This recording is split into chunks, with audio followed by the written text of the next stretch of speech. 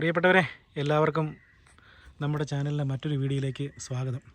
അപ്പോൾ നമ്മളിന്ന് എടുത്തു വെച്ചിരിക്കുന്നത് പറഞ്ഞാൽ കുറേ ഗ്രാനുവൽസ് ടൈപ്പിലുള്ള നെമറ്റിസൈഡ് പ്ലസ് നമ്മുടെ വേരുപുഴുക്കൾ അതിൻ്റെ ഇൻസെക്ടിസൈഡ് കാറ്റഗറി വരുന്ന കുറച്ച് പ്രോഡക്റ്റുകളാണ് എടുത്തു വെച്ചിരിക്കുന്നത്.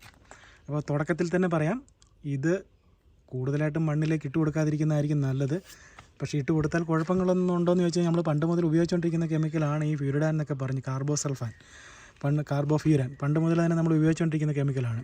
ഇപ്പം മണ്ണിൽ ഈ കുടിവെള്ളമുള്ള തോട്ടക്കാരൊക്കെ ആണെങ്കിൽ അത് നമുക്ക് കുറച്ച് പ്രശ്നക്കാരനായ കെമിക്കൽ. ഇതെല്ലാം തന്നെ നമ്മൾ മണ്ണിൽ ഒഴിച്ചു കൊടുക്കുന്ന എല്ലാ തരത്തിലുള്ള പ്രോഡക്റ്റുകളും നമുക്ക് കുടിവെള്ളത്തിലൊക്കെ കലർന്ന് നമുക്ക് പ്രശ്നക്കാരായി തീരാറുണ്ട്. പക്ഷേ ഈ ഗ്രാനുവൽസ് ഫോമിലുള്ളത് കുറച്ചും കൂടെ പ്രശ്നക്കാരിൽ കൂടുതലാണ്. അതുകൊണ്ടായിരിക്കാം എനിക്ക് തോന്നുന്നു ഗ്രാനുവൽസ് ഫോമിലുള്ള ഒരു നെമറ്റിസൈഡ്സ് ആരും തന്നെ ഉപയോഗിക്കാൻ താല്പര്യപ്പെടാത്തത്.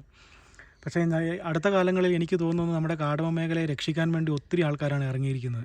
വിമർശന ബുദ്ധിയോടെ തന്നെ പറയുന്നതാണ്. കാരണം നെമറ്റോഡിനെ കൺട്രോൾ ചെയ്യാനെന്ന് പറഞ്ഞ് നമുക്ക് എനിക്ക് തോന്നുന്നു ഏറ്റവും കൂടുതൽ പ്രൈസ് കൂടിയ ഒരു കെമിക്കൽ എന്ന് പറഞ്ഞാൽ നെമറ്റോഡിനെ കൺട്രോൾ ചെയ്യാനുള്ളതായിരിക്കാം. 5000, 7000, 10000 രൂപ വിലയുള്ള കെമിക്കലാണ് നെമറ്റോഡിനെ കൺട്രോൾ ചെയ്യാനെന്ന് പറഞ്ഞ് യഥേഷ്ടം നമ്മൾ ഉപയോഗിച്ചുകൊണ്ടിരിക്കുന്നത്. ഉപയോഗിച്ച് കഴിഞ്ഞിട്ട് ഒരു 3 മാസം കഴിയുമ്പോഴത്തേക്കും തന്നെ വീണ്ടും നെമറ്റോഡിൻ്റെ പ്രശ്നങ്ങൾ കണ്ടു തുടങ്ങുന്നുണ്ട്.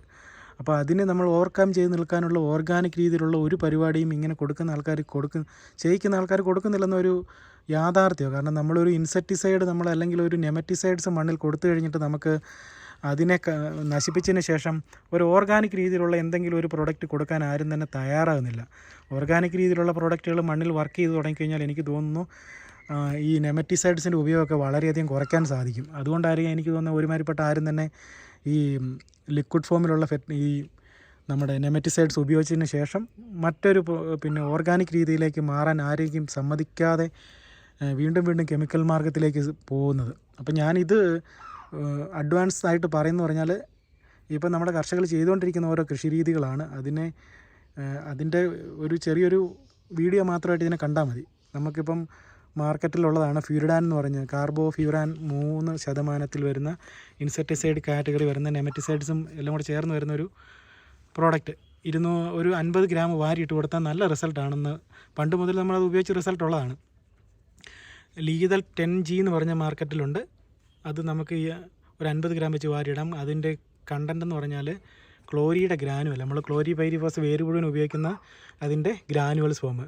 ബൽവീർ എന്ന് പറഞ്ഞ മാർക്കറ്റിലുണ്ട്. ക്ലോറാൻ ടെട്രാനിലിക് പ്രോളെ 0.83% വരുന്ന ഫിപ്രോണിൽ 1.33% WW ഗ്രാനുവൽസ് ഫോമിൽ വരുന്നത്. അത്യാവശ്യം നെമറ്റിസൈഡും അതേപോലെ തന്നെ പുഴുക്കളെ കൺട്രോൾ ചെയ്യാൻ, മണ്ണിലെ വേരുപുഴുക്കളെയൊക്കെ കൺട്രോൾ ചെയ്യാൻ നല്ലതാണ്. ഹെറാനിൽ എന്ന് പറഞ്ഞ ഫിപ്രോണിലിൻ്റെ 0.3% വരുന്ന ഗ്രാനുവൽസ്. അതിലൊരു കാറ്റഗറിയുടെ വരുന്നുണ്ട് 0.6%. ഡീസൽ എന്നൊക്കെ പറഞ്ഞ് മാർക്കറ്റിലുണ്ട്. ഇത് അത്യാവശ്യം നല്ല റിസൾട്ടുള്ള ഒരു കോംബോയായി ഇതിൻ്റെ ഗ്രാനുവൽ. പിന്നെ നാഗാർജുന 4G എന്ന് പറഞ്ഞ കാർട്ടാപ്പ് ഹൈഡ്രോക്ലോറൈഡിൻ്റെ ഗ്രാനുവൽ. ഈ കാർട്ടാപ്പും ക്ലോറിയും കൂടെ ഒരു 50 ഗ്രാം വെച്ച് വാരി ഇട്ട് കൊടുത്താൽ നല്ല റിസൾട്ട് ഉണ്ട് കേട്ടോ. ഞാൻ ചെയ്ത് നോക്കട്ടെ, എനിക്ക് റിസൾട്ട് കിട്ടിയതാണ്. പക്ഷേ ഇതെല്ലാം പിന്നെ നമുക്ക് മണ്ണിന് ദോഷകരമാണ്.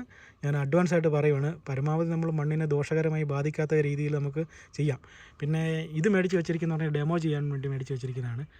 നമ്മുടെ കർഷകർ ഒത്തിരി പേര് ഇപ്പോൾ ചെയ്യുന്നതാണ്. 3-4 കെമിക്കൽ കൂട്ടിക്കലർത്തി, ഗ്രാനുവൽസ് ഫോമിലുള്ള 3-4 കെമിക്കൽ കൂട്ടിക്കലർത്തിയിട്ട് ഒരു 50 ഗ്രാം വെച്ച് ഒരു ചെടിക്ക് ഇട്ട് കൊടുത്ത് മണ്ണിട്ട് കൊടുക്കുന്ന ഒരു പ്രവണത ഇപ്പോൾ കണ്ടുവരുന്നുണ്ട്. 50 to 100 ഗ്രാം നല്ല റിസൾട്ട് എല്ലാവരും പറയുന്നുണ്ട്. ഒരു വർഷമൊക്കെ നമുക്ക് ഇതിൻ്റെ റിസൾട്ട് കിട്ടുന്നുണ്ടെന്ന് പറയുന്നുണ്ട്. പക്ഷേ നമുക്കൊരു പ്രശ്നമുള്ളതെന്ന് പറഞ്ഞാൽ ഇത് നമ്മൾ ഈ ഇങ്ങനെയുള്ള പ്രോഡക്റ്റുകൾ കൊടുത്തു കഴിയുമ്പോൾ നമുക്ക് ജീവാണുക്കൾ കൊടുക്കൽ കുറച്ച് ബുദ്ധിമുട്ടായിരിക്കും. കാരണം അത് ജീവാണുക്കളുടെ ഒരു കൗണ്ട് വർധന, മൾട്ടിപ്ലിക്കേഷനൊക്കെ വളരെ കുറവായിരിക്കും. പയ്യ രീതിയിൽ കയറി വരുള്ളൂ. അപ്പം നമ്മൾ ഇൻസെക്ടിസൈഡ് അല്ല ഏത് സാധനം നമ്മുടെ മണ്ണിൽ ട്രെഞ്ച് ചെയ്ത് കൊടുത്താലും നമ്മൾ കുറച്ച് ജീവാണുക്കൾ പിന്നെ കൊടുത്ത് നമ്മുടെ ചെടികളെ സംരക്ഷിക്കാൻ നോക്കണം. നമ്മളാരും അത് ചെയ്യാൻ താല്പര്യപ്പെടുന്നില്ല. അതാണ് ഇതിനകത്ത് ഏറ്റവും വലിയ സങ്കടകരമായ കാര്യം. നമുക്കിപ്പം ഇഷ്ടം കണക്ക് പ്രോഡക്റ്റുകൾ നമുക്ക് മാർക്കറ്റിൽ സൂഡയുണ്ട്, ട്രൈക്കോണ്ട്, പാസിലോമൈസസ് ഉണ്ട്, പൊച്ചേനിയ, ചാംഡോസ്പുര, അങ്ങനെ ഇഷ്ടം കണക്ക് സാധനങ്ങൾ നമുക്ക് നമ്മുടെ ഈ ജീവാണുക്കൾ മാർക്കറ്റിലുണ്ട്. പക്ഷേ ആരും ചെയ്യുന്നില്ല. എല്ലാവരും തന്നെ കായെടുക്കാനും അതെല്ലാം മണ്ണിൽ നിന്ന് പരമാവധി ഊറ്റിയെടുക്കാൻ മാത്രമാണ് നോക്കുന്നത്. പക്ഷേ അത് കഴിഞ്ഞ് പിന്നെ അതിന് മണ്ണൊന്ന് റീപ്രൊഡ്യൂസ് ചെയ്തെടുക്കാനുള്ള ഒരു പരിപാടികളും നമ്മൾ ആരും തന്നെ ചെയ്യുന്നില്ല. ഞാൻ ഉൾപ്പെടെ എല്ലാവരും തന്നെയാണ് പറയുന്നത്. അപ്പം അതൊന്ന് മാറ്റം ഉണ്ടാക്കിയെടുത്ത് നമ്മളെല്ലാവരും തന്നെ ജീവാണുക്കളോട് കൊടുക്കാൻ തുടങ്ങുക. നമ്മളൊരു കെമിക്കൽ അധിഷ്ഠിതമായ ഒരു കൃഷിയെ എത്ര നാൾ കൊണ്ടുപോകാൻ പറ്റുമെന്ന് നമുക്ക് ഒരിക്കലും പറയാൻ പറ്റത്തില്ല.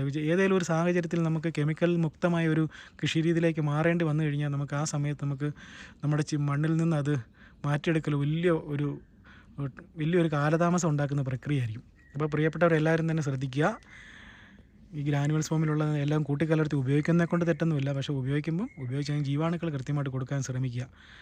അപ്പം വീണ്ടും മറ്റൊരു വീഡിയോ ആയിട്ട് കാണുന്നവരെ നന്ദി, നമസ്കാരം.